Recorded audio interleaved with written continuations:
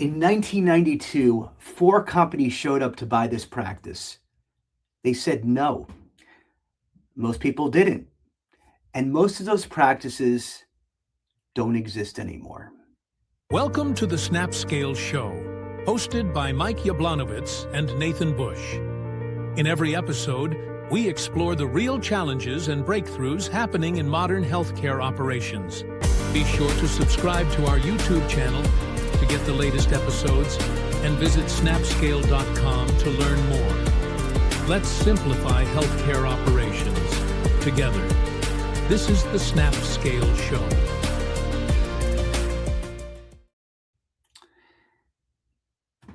That moment, saying no, is the difference between building something you own and becoming something somebody else owns.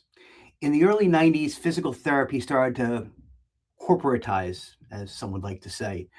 Private practices across the country are getting rolled up, patient bases, staff, independence, all of it. A lot of owners took the check. Today's guest didn't. Dave Damon is the president and CEO of Kitsap Physical Therapy and has spent nearly 45 years building one of the most durable physical therapy practices in all of Washington state. 9 locations, 25 partners, and nearly 100 providers, and a model that actually absorbs the administrative burden most clinics are drowning in today. He retires this August after 40 years as a partner, and he agreed to come on and tell the story. This is that conversation. Dave, it's great to have you here. Thanks for having me, and it's good to be here and with you. And I would, right out the gate, would like to first of all give credit to our founder. It wasn't just me building this practice. Our founder is a brilliant man, Mike Danford, and he was generous in bringing me in when I was quite young as his first partner.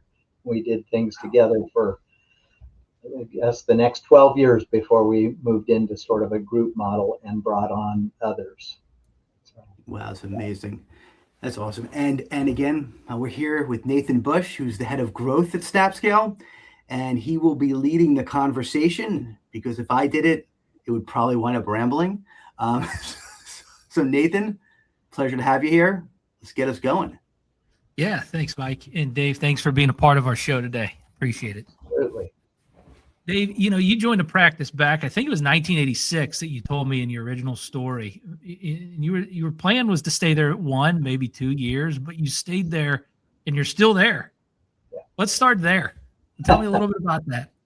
Okay. Well, I grew up in Northern California, kind of the wine country, not Napa, but Mendocino County, and it was a great little town. I loved it. Beautiful area. And but I did 6 years of college in Washington State, Whitworth College in Spokane, and then University of Puget Sound for physical therapy. Saw this job posting in little Paulsbo, Washington, and I didn't know where that was. I drove out, met our founder. The 2 clinics he had were, the clinics themselves were nothing impressive. They were pretty small and humble, but he was pretty impressive, very progressive guy. And he offered an awful lot. I thought this would be a great place to get mentored. I'm an athletic trainer and physical therapist, and he was all about sports therapy, orthopedics in general, a very skilled manual therapist, and doing things that others weren't doing pre-employment screenings on firefighters and fitness exams and teaching high school kids basic first aid and taping. And I thought this would be a great place to come, get mentored for 1 or 2 years, and then I'd move back home to Northern California, where I had a standing partnership offer with some really skilled therapists back in Ukiah, but here I am, and met my wife, and she's a local gal. Although she would have, I always say, she would have been more than happy to have moved to California. She she liked the idea of getting to a little more sunshine, but the opportunities were here with Mike, and I should give credit to his wife, Barb, who's also a physical therapist, a pediatric focused therapist.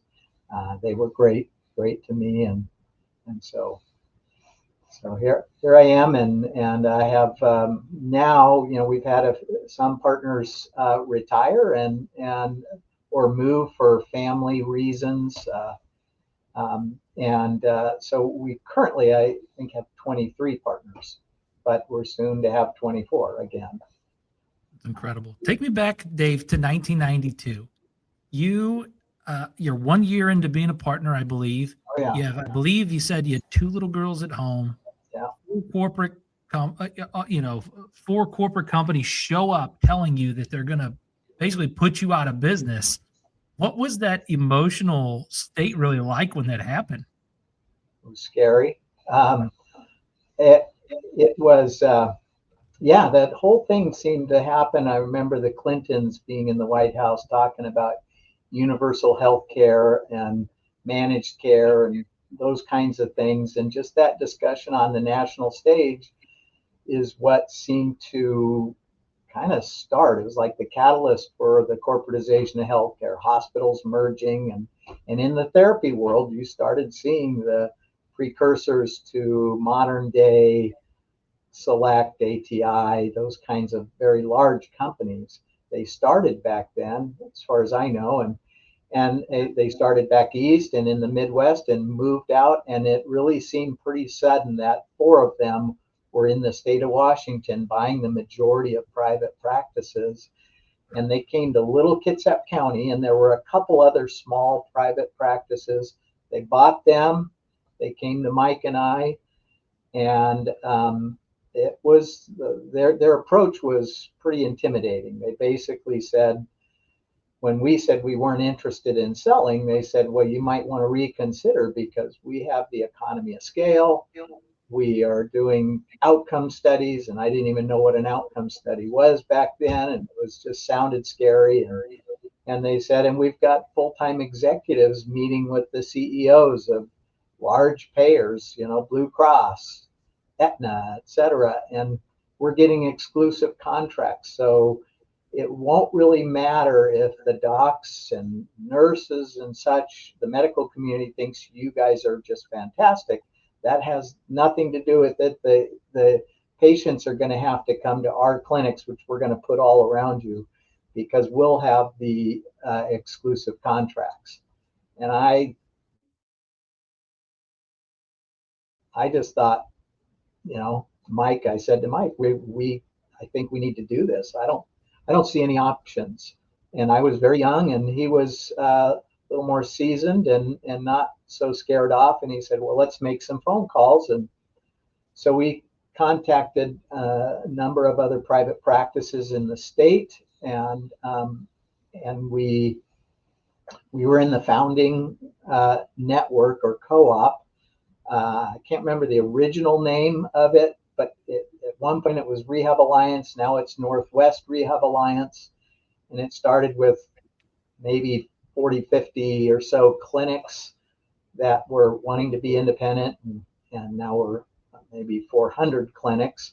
But of course, they helped us. We collectively paid for the administrative folks to help us with compliance standards.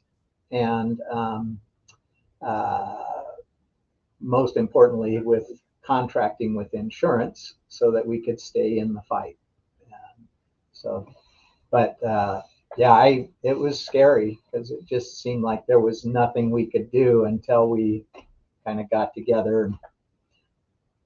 A group called Therapeutic Associates is sort of the backbone of that network. And they were a group of private therapists, much larger than us. They had, I think, just 6 offices, though, in Washington. Most of their clinics were Oregon and California, and they were all physical therapy owned, but they were a group, and they helped us with that, running that network. And so that's what helped us stay in the fight. Yeah, I mean, that took real courage, Dave. That's incredible. I'm not sure how much courage I had at the time, but I stepped up along with Mike. Yeah. You know, for me, I'm sure all of the numbers look good on paper and everything looked great, like you probably should sell at the time, and they probably made a really compelling case. You and your partner said no when everyone around you was saying yes at that time. All these physical therapy practices were rolling up. What actually was the basis of that? Not the paper. What Right. was the basis of that decision? Well, we kind of hated the idea of the death of private practice. We also, Mike called some of his private practice friends on the East Coast that had sold, and the stories were kind of, yeah, it's nice you get a pot of money, but then it's terrible.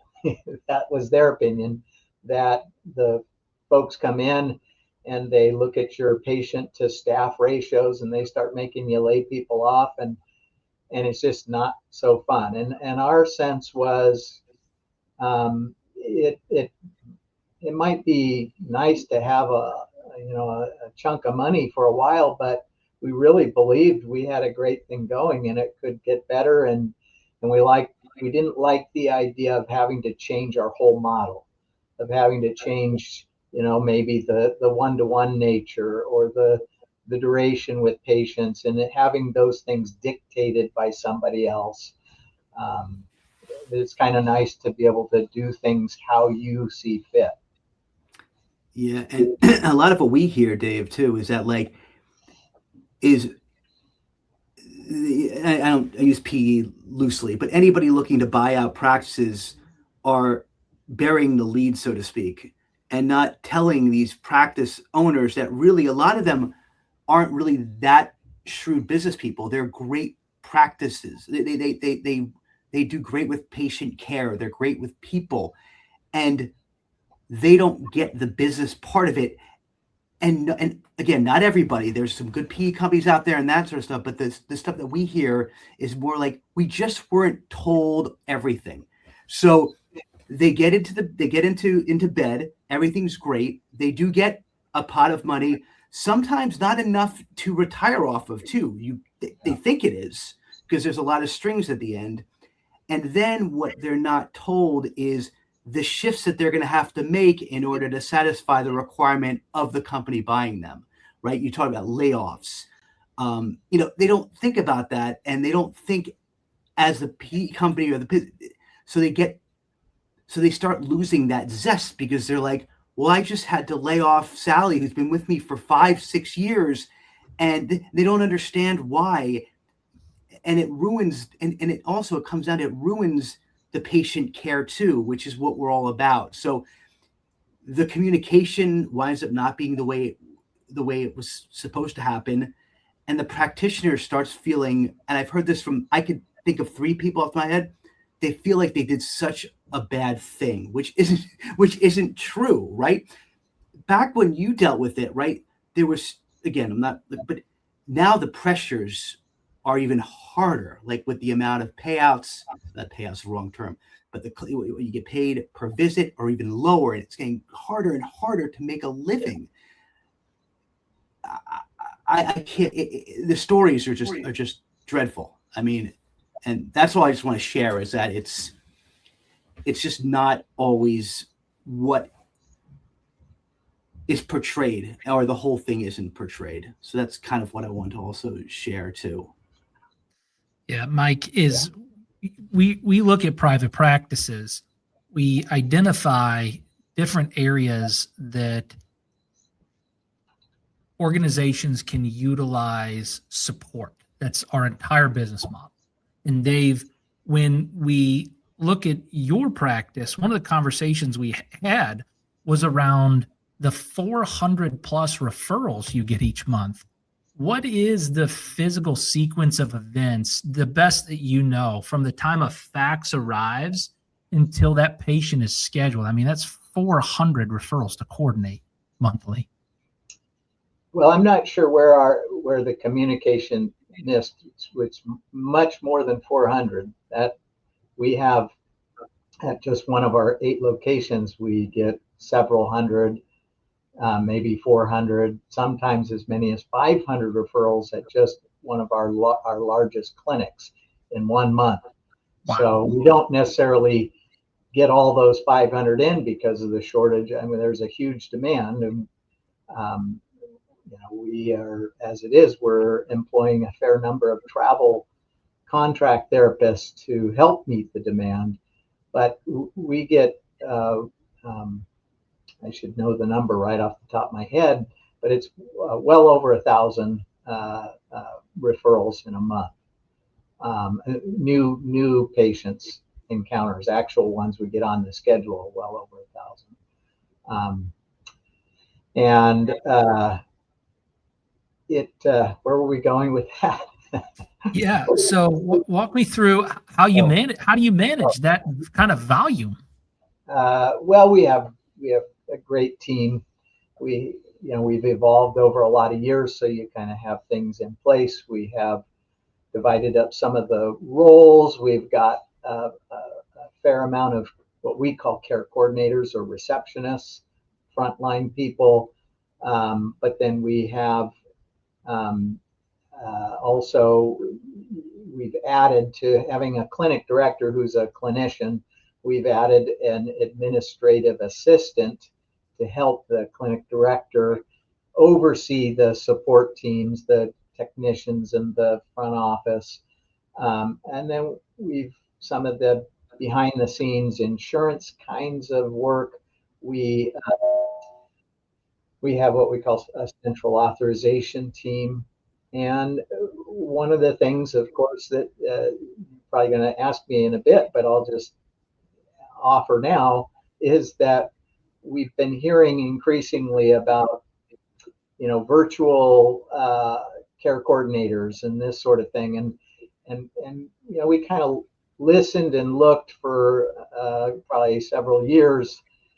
And then as the margins in our industry have just gotten worse and worse, margins of profitability and being able to just be a healthy practice, we had to take a serious look at some of these things. And we initially tried the model of adding, if we lost a care coordinator just through attrition, there's a moderate turnover with front office teams because we can't pay them tremendous salaries, and it's a hard job. I mean, it's a busy job. You're taking in phone calls and trying to stay a very servant-oriented, kind, helpful person while you're dealing with the details of getting the insurance numbers right. All that's going on. So as we might lose a care coordinator, we tried the model of a virtual care coordinator with a monitor that would greet the patient. And for us, invariably, a lot of the times the patients would come in and they'd want to speak to the live person. Some of them, in a couple of cases, literally wanted to talk to the virtual person, but not nearly the percentage. They maybe were of the same ethnicity or culture or whatever, and they would gravitate towards the virtual. But where we really found benefit was having these very skilled, very helpful virtual assistants just helping offload our in-person present front desk people so that they weren't so highly stressed, so that they could be a kind face greeting a patient walking in the door. And they almost every one of them, every one of our in-person care coordinators is very grateful for the virtual assistants that we now have, that we've gradually added to every one of our sites. And some of our sites have 2 virtual assistants doing a lot of the backroom stuff. Referral management, these thousands of referrals coming in, they're prioritizing them, they're putting in all the information, the patient's phone number, so other team members can look at this spreadsheet and know which ones are post-op, which ones are specialty pelvic health or lymphedema or whatever it might be, and has that information all right in front of their faces, and they know which patients should go to which therapist and that sort of thing. So they're doing a lot of that juggling of the information coming in, as well as taking the phone calls and greeting patients and scheduling them and just offloading the volume of calls we get. Yeah, offloading calls is a major thing. You missed calls or missed revenue, right? It's essentially as I can put it. And when you have all of these referrals coming in, you have phone calls coming in, and then you also have a patient that's walking in the front door. Right. Describe to me the feeling that your staff was having before you implemented the virtual assistants. How did it feel in the office? What were you noticing? Well, I'm not going to say this has entirely gone away, because they would call me out and say, we still have feelings of overwhelm at times, but it's much less overwhelm. Do you want me to read a quote or two from our care coordinators? That would be tremendous if you could. Yep, absolutely. So I asked our team, just share with me some of the things that, the ways that having a virtual assistant, now that you've had them around a while, how do you guys feel about it? Just be honest and tell me how they've been helpful. And so here's one from a gal, Nicole, from our Bainbridge Island office. She sent me just this morning, and it says, Christelle, who is the virtual assistant, she says, Christelle is an absolute gem. She is always eager to jump in with any project and helps us feel so supported at the front desk. She is always kind and ready to assist patients on the phone, and she's very organized and proactive when it comes to tracking to-do items and recurring tasks. She goes out of her way to see if there's anything she can aid with. And her generous, warm personality shines through in chats where she excels at balancing clear, professional communication with fun, lighthearted messages, and encouragement and humor. We are very lucky to have her on the team, and we definitely feel her absence on the rare days she is out.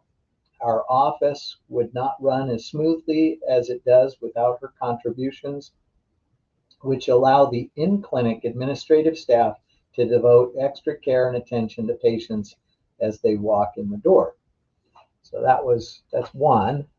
I should say we have another Nicole at our Bremerton office who really kind of started us down the path of working more effectively with the virtual assistants.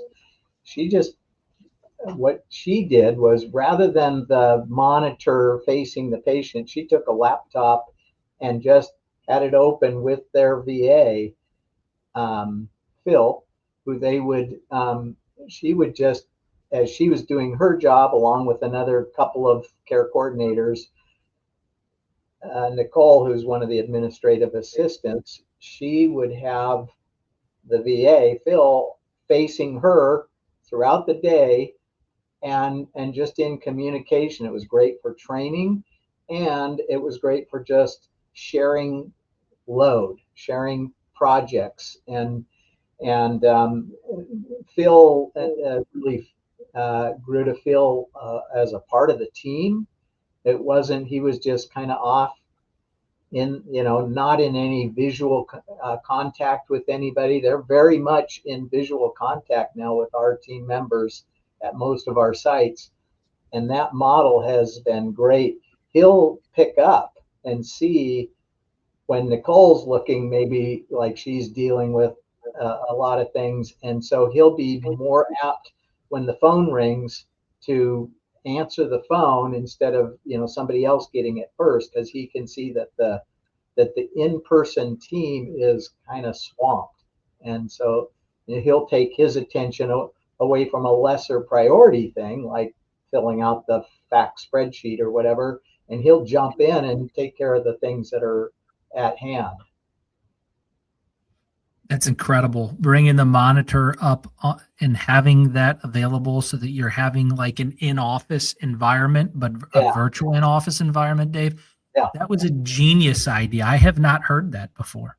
Yeah, that's been really effective. I think they were doing that at our Bainbridge clinic right off the bat too, for their training. And then they were doing that in the Snapscale does their in-house training with a bit of our EMR and that sort of stuff. But then we have to do our own training for the kinds of specific things we want. And so they would do that to get to know the person. But then it just seemed a natural thing to just keep that presence during the workday. And it afforded a lot better communication instead of everything just being through typing, Teams or whatnot.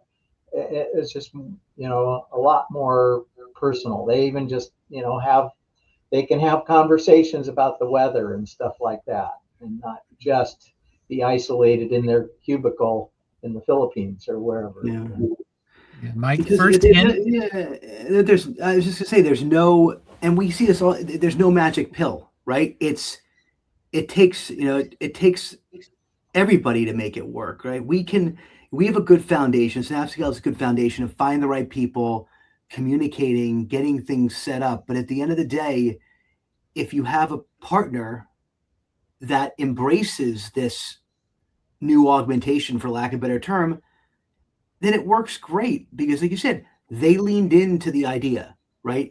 So they're coming up with different ways to communicate with the staff while we are.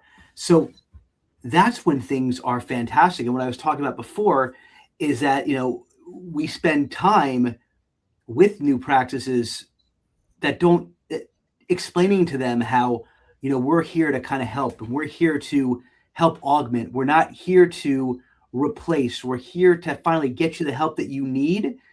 So with you guys, it was a good on-ramp, and again, you got it. We work together, and that's why it's successful. It's not, some people think that outsourcing is just a magic pill. I'll say it again. Oh, get us a person, you guys disappear, we got this. And it's not that way. It's you hire someone in your office, Dave, you still have to train them. You got to deal with it. It's not like a cyborg or something. These are real people. And the fact that they're overseas just makes the complexity even greater. So it takes everybody working together to get that foundation set up.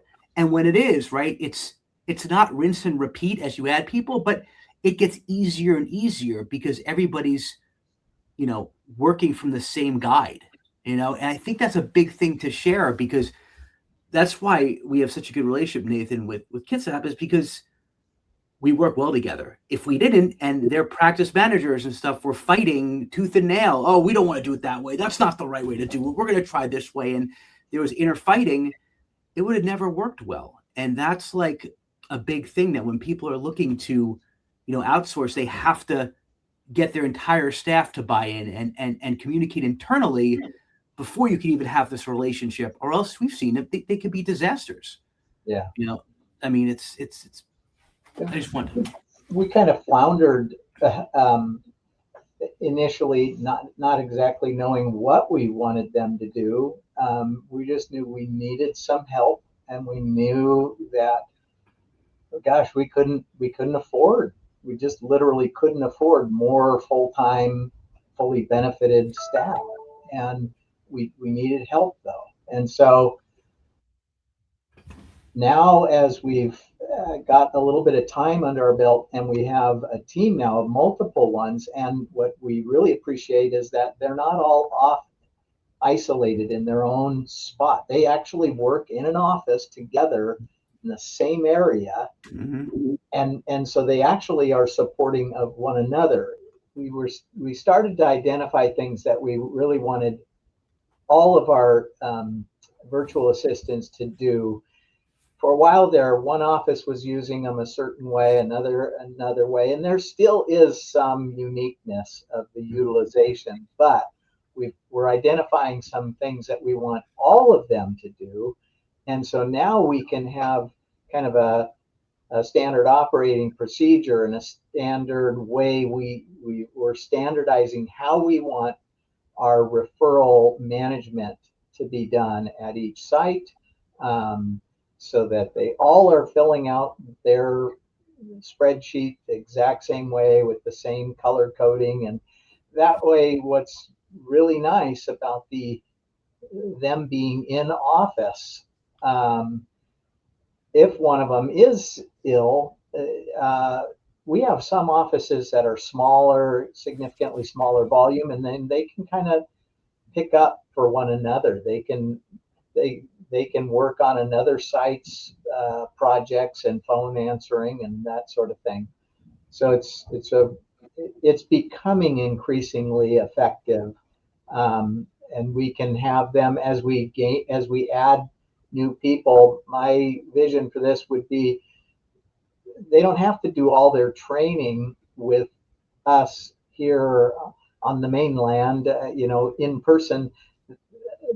They can do a lot of their training right there with the team that is our team off-site.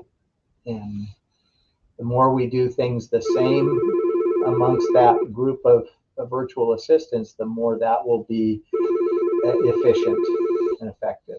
This will be real helpful for a lot of private practices out there. What is your guys' process that you were able to identify that referral consistency that you wanted done in all of your practices? As a practical takeaway for the audience, what do you guys do? What did you do to identify it and set that up? Well, ultimately, and I don't think this is super unique. I think most practices do some form of this, and certainly there are systems within EMRs for organizing some of this. For us at this point, it's pretty efficient to just take the information as it comes in and put it on a spreadsheet. And what we try to identify is there are priority patients. We have some referrals that come from the emergency room. We have a relationship with the ER docs for spine care. Somebody with low back, instead of the emergency room doc sending them home with a muscle relaxant and painkiller and telling them to rest, they will send them for therapy. That's a high priority. Those are ones we get in within 2 days, 2 business days. That's just an arrangement we have. We have that. We have high priority referrals like that for injured workers. We have the same thing. We kind of have tiered them. It's just what we do. We have a tiering of post-operative is sort of our priority level 2, and specialty patients, whether it be pelvic health, lymphedema, TMJ. We have subspecialists within our organization. So we have to prioritize, because a more chronic condition, it's not as urgent for them to get in 2 days or whatever. And we're busy to the point that some of those referrals, unfortunately, are delayed much longer than we'd like, but that's the nature of our industry with the shortage of therapists available. Because we could bring in quite a few more. Yeah, I mean, let's talk about that for a quick second. In 2020, during COVID, didn't something like 23,000 physical therapists left the industry for good? Yep. And some went virtual and left for different trades. So the economics have changed with physical therapy. Yeah. What is the industry doing now, and what are some of the different models that the industry is doing right now, Dave, to support this reduction in physical therapists? Well, they're struggling. We've opened a number of new physical therapy programs across the country, but that was a huge hit. loss around COVID. So many people were going through the psychological funk of it all, and people becoming disenchanted with the challenges in our field, and like you said, going out for completely different careers or things they could do from home, because everybody got used to doing more stuff on computers at home, and finding, people finding ways to work from home, whether some of our industry therapists might have left to become our auditors or whatever. But so I know APTA and schools are working hard to expand and open other campuses. It isn't meeting the demand, and a part of that is also economics related. Everybody now, when I graduated in 1986, it was a 6-year Bachelor of Science degree, and I've since gotten my doctorate years ago. But now everybody, the entry level is a doctorate, so that means expensive grad school, and people are graduating. Even though we're graduating now about 12 or so thousand new therapists a year, they graduate with this heavy school debt, and the industry really doesn't support the kind of wage that they all anticipate or would like to get because of their $200,000 in school debt. It's crazy. And so many of them, a pretty significant percent, go into contract work, travel, and they can do short stints all over the country and get paid at a higher wage than other places can afford for a permanent staff. So that is the challenge, and for us, we're trying to meet work against the odds by becoming more of a teaching institute, and we went from having 6 students a few years ago to 17 students to this last year 30 students.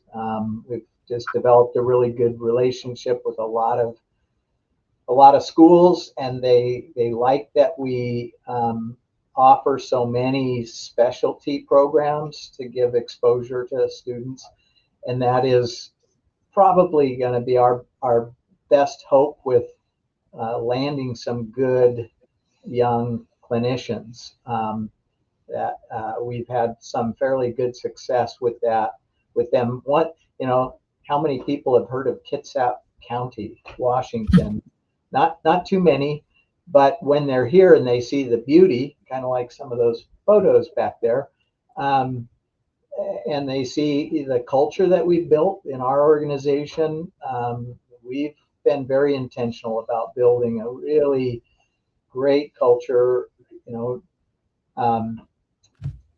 very professional, yet a place that's kind of fun. It's not too stuffy. And we do a lot of outside the office things together with our teams, that whether it's going on a hike or different offices are doing different things all the time, or it might be one office challenging another office in a bowling night or something, just various things.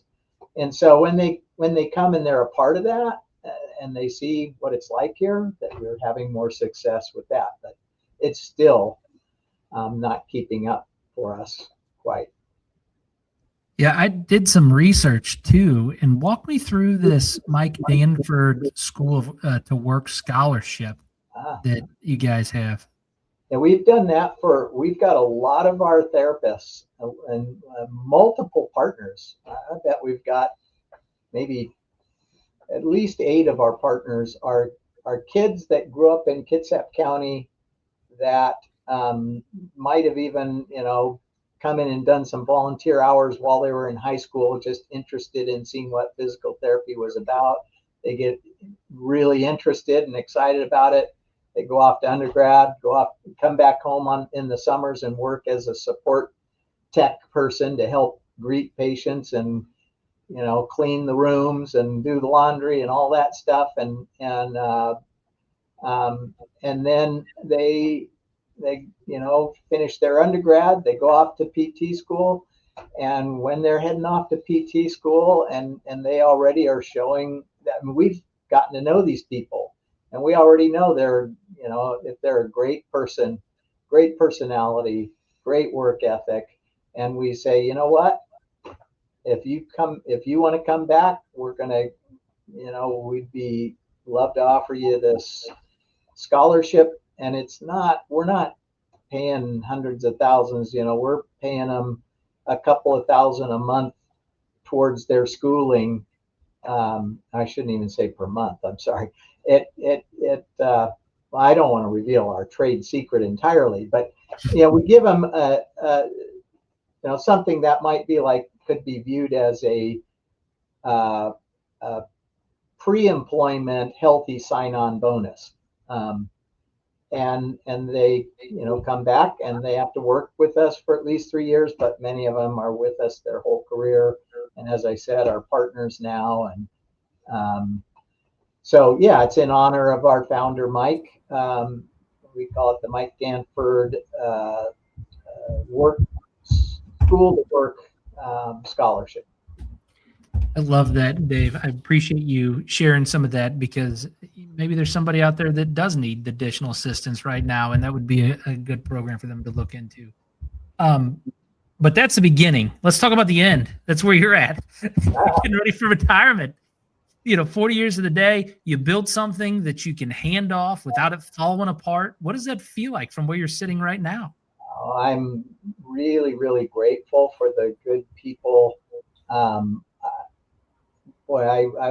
I wouldn't want to be in the industry alone. It'd be a challenging, scary thing to do it independently. Having good people with you on your team has been comforting and helpful. And I announced this a couple of years ago, my planned timing, and it just so happened that August 14th of 2026 is a Friday, and it is to the day my 40th anniversary with Kitsap Physical Therapy. So I thought, that's fortuitous. That's a good day to end things. And so we have a really great team that we will be handing stuff off. We have our next CEO, young man, Gerald Bakke. He's great. His wife has been with us longer than he has, because he started at the hospital his first 10 years of his career. And then we have 2 additional folks. We're adding depth to our administrative team now. We've just gotten bigger over time, and so we have a longtime partner, over 20 years, Scott Richards. He was the clinic director of our Bremerton office, and he will be a COO or regional director for kind of central and south clinics.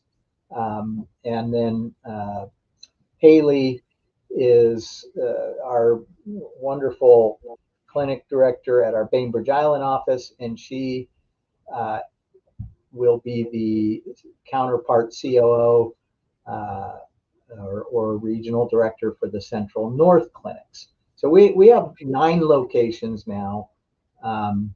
We have a lot of really great opportunity. We've worked with our 2 native tribes, main tribes in our area, the S'Klallam and the Suquamish. We've been privileged to help design the little therapy clinic in the S'Klallam tribes, state-of-the-art health and wellness center, and we support them with contract therapy a couple of days a week. That's been wonderful. The Suquamish, we've been in, they've expressed that they'd like us to help them as well. We just are wanting to operate from a position of strength and not spread anybody too thin. So we want to add some more good quality clinicians, and there's just a ton of opportunity for for us, and good people that are going to keep it going. So I feel good about my timing of ending, that we're in great hands, and they will keep things going with our core values for KPT, which is kindness, professionalism, and teamwork. And I think they'll keep that going quite well. And I know we're coming up on time, and I know this is going to sound like a loaded question, Dave. So you can say, I don't want to answer it. I didn't tell you this beforehand. But after 40 years,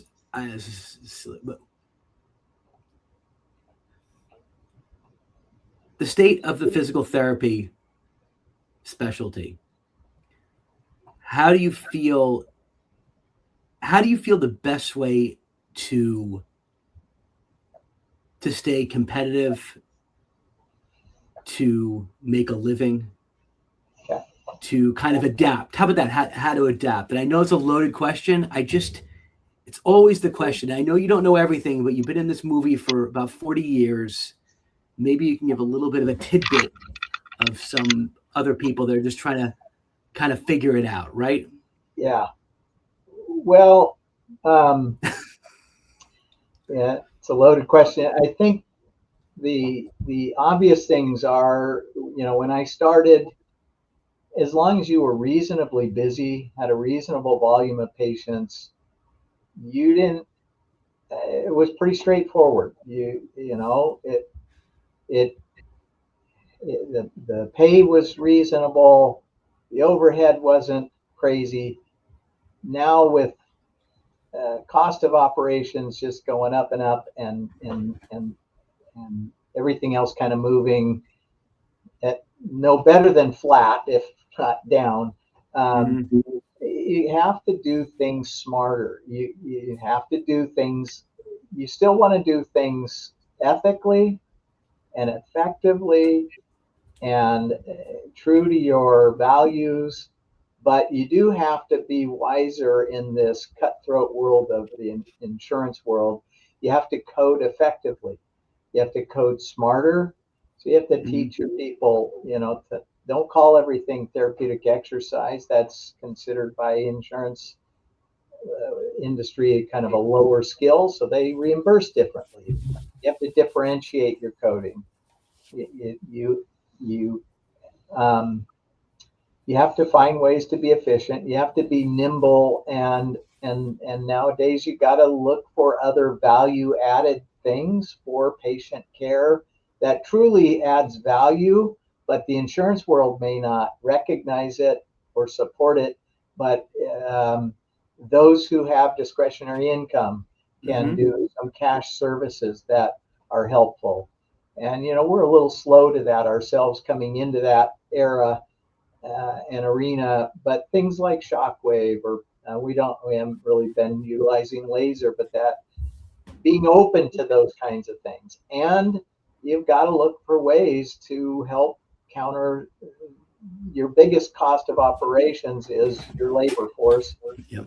I don't, want to, these are our team members. I want them to have a reasonably good wage and living quality of life. But if our industry only allows so much, you have to find ways really to help you afford being able to offer some pay increases and benefit increases to your permanent in-person staff. And one of those big ways of attacking that is using some outsourced help, like we're talking about here, Snapscale virtual assistants that are not the cost of your in-person team, especially when you throw in benefits.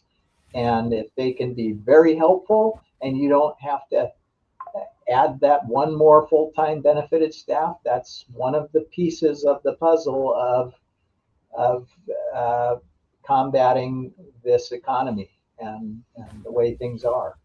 So I think being, and looking into things, AI support We're never going to do away with our in-person teams with AI, but if it can make us more efficient in certain areas, and we don't have to hire on more and more people for certain tasks, then we got to be open-minded to that, even when you're maybe a little gun shy of AI. That was good information. That was some really interesting information. It's funny, someone told me that, you alluded to this, but I mean, bluntly, that like no one told you how to sell when you were going through physical therapy school. And now with the shop, and there's nothing wrong with it, but you have to be more creative in order to make a certain amount of money, which is, it's interesting, but. Sure. Yeah. Well, Dave, I can't tell you thank you enough for being a part of our show today too. Yeah, awesome. Your legacy is incredible. The fact that Kitsap is one of our clients, I feel incredibly blessed that you guys chose to do business with us.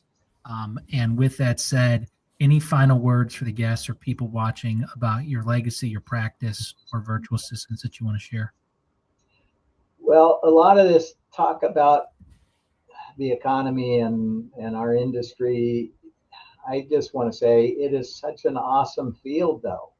And I think ultimately, I'm optimistic that we're going to be able to figure out, whether it's governmental changes and putting it to some of the insurance companies to be more reasonable with reimbursements and making them come to the table and negotiate fair contracts, and not just showing record profitability to their shareholders, letting the providers have a reasonable reimbursement. I think there's going to be pressures because the insurance world needs to have happy members too. And a third of practices in Washington State are going out of business because of the economy. If members can't get good quality care because the economics isn't working out, well, the insurance companies are going to have people unhappy with them, and their members are going to shop around. So I'm optimistic that ultimately it's going to kind of work itself out, and people can carry on in this really awesome field where you get to change lives. You get to really make people, help people back to the quality of life that they miss and are so grateful for. So you talk about a rewarding field where people are thanking you and bringing you cookies and lumpia and whatever it might be, just because they're grateful, and you build relationships over time. You're spending 40 plus minutes with them in a session and multiple sessions. So you get to know these people and you get to see them through this journey of recovery and back to great health. And it's been a great career and journey that I've appreciated so much. And it's great. I think it's going to carry on. Yeah, Dave, thanks for letting us capture your story. Very welcome. Every day. It's great to be with you. All right, Mike, just a couple recap here. I mean, there was an incredible conversation with Dave Damon from Kitsap, and talking about somebody that didn't sell out all the way to the incredible idea to put the monitor up on the desk and have the staff inside the office. What an amazing guy and journey, isn't it? It is. And like I said before, it's always, I say, it takes two to tango, right? Like, they were open to the international staffing. They were open to it. They had their staff buy in. That's why the relationship is so wonderful. There's only so much that we can do. We need the buy-in from the client. And what they came up with is great. And that's what a lot of our clients do, because we work together to make things perfect's the wrong term, to make things the way that everybody expects. And it's a lot of hard work in the beginning. Like, setting up the foundation of a new engagement, a new client, is not easy. But if you don't set it up right the first time, and that's not just metrics and KPIs, that's about the whole thing about selling what we do to the practice, to the members of the practice, to the practice, so everybody understands what we're here to do and help. It never gets it. Hope it does.